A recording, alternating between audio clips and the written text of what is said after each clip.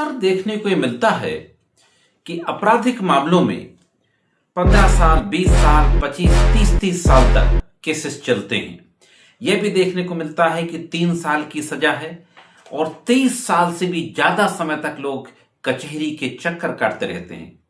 मैं भी कई ऐसे केसेस कर रहा हूं जिनमें 3 साल की, 5 साल की सजा है और 25 साल से भी ज्यादा केसेस चल रहे हैं। इसी तरीके का एक मामला अभी सुप्रीम कोर्ट के द्वारा कुछ दिन पहले डिसाइड किया गया और यह मामला डाउरी यानी दहेज की मांग और दहेज की मांग को लेकर के प्रताड़ित किए जाने का यानी 498A का मामला था। 99 में एफआईआर दर्ज हुई थी और उसमें लोअर कोर्ट के द्वारा सजा कर दी गई। हाई कोर्ट ने उस सजा को कंफर्म कर दिया। इसके बाद मामला सुप्रीम कोर्ट पहुंचा जहां पे एसएलपी फाइल की गई और सुप्रीम कोर्ट ने फाइनली 26 सालों के बाद ससुराल वालों को एक्विटल करने का आदेश पारित किया। इस आदेश में सुप्रीम कोर्ट ने बहुत ही गंभीर टिप्पणियां की हैं 498A के मामले के मिसयूज को लेकर के। हाँ दोस्तों, ये जो 498A का कानून है, जो आईपीसी की धारा 498A, अब उसके स्थान पर 85 बीएनएस आ गई है। इसके दुरुपयोग को लेकर के बहुत जबरदस्त टिप्पणियां की हैं सुप्रीम कोर्ट के 2 न्यायमूर्ति, जस्टिस बीवी नागरत्ना और जस्टिस एससी शर्मा, उनके द्वारा यह मामला डिसाइड किया गया। तो साथियों, मैं करीम अहमद सिद्दीकी एडवोकेट एक बार फिर हाजिर हूं आपके बीच में अपने YouTube channel legal and social awareness में सुप्रीम कोर्ट के इसी महत्वपूर्ण फैसले की जानकारी के साथ।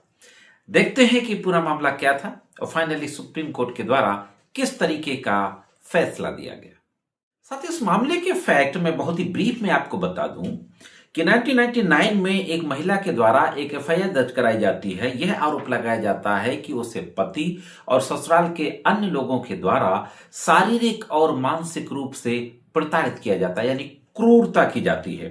लात घूसों से मारा जाता है, नशीले पदार्थ जबरन खिलाए जाते हैं, उस अपमान किया जाता है और 2 लाख रुपया दहेज की मांग का भी आरोप लगाया। साथ ही साथ गर्भपात, जबरदस्ती गर्भपात कराने का भी आरोप लगाया। इस तरीके के आरोप लगाते हुए एफआईआर दर्ज कराई जाती है 1999 में।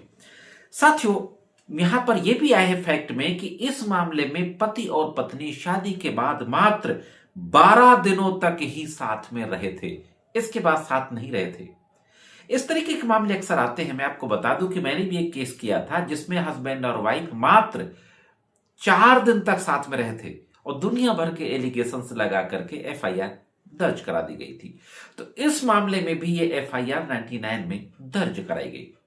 एफआईआर के बाद विवेचना होती है, जैसा कि आप सब जानते हैं। इन्वेस्टिगेशन के बाद चार्जशीट आती है, ट्रायल चलता है और सजा कर दी जाती है। सजा करने, चूंकि मामला इसमें गर्भपात से रिलेटेड था 313 आईपीसी, तो ये सेशन कोर्ट के द्वारा इसका ट्रायल किया जाता है। सेशन कोर्ट सजा करती है, हाई कोर्ट में अपील होती है, हाई कोर्ट सजा को कंफर्म करता है। इन दोनों जजमेंट्स के खिलाफ, जो कि कन्विक्शन के जजमेंट थे, सुप्रीम कोर्ट में एसएलपी दाखिल की जाती है। तो अब देखते हैं दोस्तों कि सुप्रीम कोर्ट में किस तरीके का आर्गुमेंट होता है, क्या बात कही जाती है, क्या फैसला दिया जाता है और सबसे महत्वपूर्ण बात कि सुप्रीम कोर्ट के द्वारा कौन सी महत्वपूर्ण टिप्पणियां की जाती है। साथियों, सुप्रीम कोर्ट के द्वारा दोनों पक्षों के आर्गुमेंट को सुना जाता है और बहुत महत्वपूर्ण बात कही जाती है।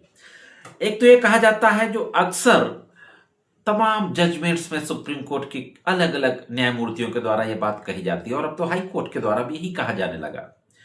जस्टिस शर्मा ने अपना अलग फैसला लिखा, जो जस्टिस एससी शर्मा थे सुप्रीम कोर्ट के न्यायमूर्ति, और इन्होंने कहा कि अपीलकर्ता के खिलाफ लगाए गए आरोप अस्पष्ट हैं, बहुविकल्पी हैं, इनमें कोई विशिष्टता नहीं थी, यानी कोई तारीख नहीं, कोई समय नहीं, कोई स्वतंत्र गवाह नहीं, स्पेसिफिक एलिगेशंस नहीं है अगर, तो मामला नहीं चलेगा। यह बात लगातार कही जा रही है। अब स्पेसिफिक एलिगेशंस का मतलब क्या है? जनरल एलिगेशंस नहीं होने चाहिए कि दहेज की मांग की जाती है, दहेज की मांग को लेकर के शारीरिक मानसिक रूप से प्रताड़ित किया जाता है, ये जनरल एलिगेशंस हैं। ससुराल में किस किस व्यक्ति ने, सास ससुर देवर देरानी जेठ जेठानी पति और तमाम लोग जो भी होते हैं उनके द्वारा किसके द्वारा कब किस तरीके से टॉर्चर किया गया, स्पेसिफिक इंसिडेंट का जिक्र होना चाहिए। तो जस्टिस शर्मा ने कहा कि स्पेसिफिक इंसिडेंट नहीं है, अस्पष्ट आरोप है। यह बात अक्सर कई फैसलों में और भी कही जाती रही। और एक महत्वपूर्ण फैसले का हवाला दिया, मैंने उस पर सेपरेट वीडियो भी बनाया था, Dara Lakshmi Narayan versus state of Telangana. इस केस में कहा गया था कि बिना साक्ष्य के पति के परिवार वालों और सदस्यों के खिलाफ इस तरीके के मामले दर्ज करने की जो प्रवृत्ति बढ़ी है, इस पे चिंता जताई थी सुप्रीम कोर्ट ने। और यह पाया था कि इस तरह का दुरुपयोग न केवल अभियोजन पक्ष के मामले को कमजोर करता है, बल्कि शिकायतकर्ता पत्नी के आरोपों की विश्वसनीयता पर भी गंभीर संदेह पैदा करता है।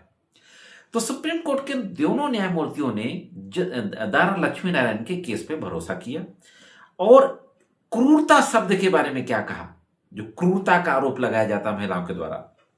सुप्रीम कोर्ट ने कहा क्रूरता शब्द का पक्षकारों द्वारा क्रूर दुरुपयोग किया जाता है, यानी क्रूरता का क्रूरतापूर्ण दुरुपयोग किया जाता है। इसे बिना किसी विशिष्ट उदाहरण के सरलता से स्थापित नहीं किया जा सकता। वही बात कि बिना किसी स्पेसिफिक एलिगेशंस के स्थापित नहीं किया जा सकता। किसी विशिष्ट तिथि या घटना का उल्लेख किए बिना इन धाराओं को जोड़ने की प्रवृत्ति अभियोजन पक्ष के मामले को कमजोर करती है, शिकायतकर्ता के संस्करण की व्यवहार्यता पर गंभीर संदेह पैदा करती है। साथियों, आगे कहा न्यायमूर्तियों ने कि मामले की गुणदोष के बावजूद हम इस बात से व्यथित हैं, बहुत बड़ी बात कही, व्यथित हैं कि इस तरह से आईपीसी की धारा 498A और डीपी एक्ट की धारा 1961, डीपी एक्ट 1961 की धारा 3 और 4 के तहत अपराधों को शिकायतकर्ता पतियों द्वारा दुर्भावनापूर्ण तरीके से फंसाया जा रहा है, जिसमें वृद्ध माता पिता, दूर दराज के रिश्तेदार, अलग अलग रहने वाली विवाहित बहनें शामिल हैं। अक्सर मैं बात कहता हूं कि दुरुपयोग क्या होता है। पति की जिन बहनों की शादी पहले हो चुकी अपनी ससुराल में रह रही हैं, उनको, उनके पतियों को भी पार्टी बना दिया जाता है। जिन्हें वैवाहिक मामलों में आरोपी बनाया गया है, पति के हर रिश्तेदार को शामिल करने की यह बढ़ती प्रवृत्ति शिकायतकर्ता पत्नियां या उसके परिवार के सदस्यों द्वारा लगाए गए आरोपों की सत्यता पर गंभीर संदेह पैदा करते हैं और एक सुरक्षात्मक कानून के उद्देश्य को ही नष्ट कर देते हैं। बड़ी बात कही सुप्रीम कोर्ट ने दोस्तों कि जो एक प्रोटेक्शन का लॉ आया है, महिलाओं की सुरक्षा का कानून आया है, इस तरीके के जब आरोप लगाए जाते हैं, जनरल आरोप, तो इसके सुरक्षा के मकसद को ही खत्म कर देते हैं। अदालत ने आगे कहा कि हम आपराधिक शिकायत में छूटी हुई बारीकियों को नजरअंदाज नहीं कर सकते, जो राज्य की आपराधिक मशीनरी को लागू करने का आधार है। जैसा भी हो, हमें सूचित किया गया कि अपीलकर्ता का विवाह पहले भंग हो चुका है, तलाक का आदेश अंतिम रूप ले चुका है, इसलिए अपीलकर्ता के खिलाफ कोई आगे मुकदमा चलाना कानूनी प्रक्रिया का दुरुपयोग होगा। कोर्ट ने कहा कि इसमें पति का पहले ही तलाक हो चुका था। ऐसी स्थिति में अगर हम मुकदमा चलाने की अनुमति देते हैं तो यह एक गंभीर दुरुपयोग होगा प्रक्रिया का। और यह कहते हुए दोस्तों, आईपीसी की धारा 498 क्रूरता के मामले में सुप्रीम कोर्ट ने पत्नी और उसके रिश्तेदारों द्वारा बिना ठोस सबूत के पति और ससुराल वालों के खिलाफ जो मुकदमा दर्ज कराया था उसको खत्म कर दिया और क्रूर दुरुपयोग के खिलाफ गंभीर चेतावनी दी दोस्तों। तो 26 साल बाद पुराने दहेज उत्पीड़न के केस में बरी किया गया सुप्रीम कोर्ट के द्वारा। यह थी एक और 498A के मिसयूज के संबंध में महत्वपूर्ण कानूनी जानकारी। कैसे लगी कमेंट्स करके जरूर बताएं। आज के इस एपिसोड में सिर्फ इतना ही। मिलते हैं किसी अन्य वीडियो में कानून की कुछ अन्य जानकारियों के साथ। तब तक महत्वपूर्ण कानूनी जानकारियों के लिए देखते रहें लीगल एंड सोशल अवेयरनेस।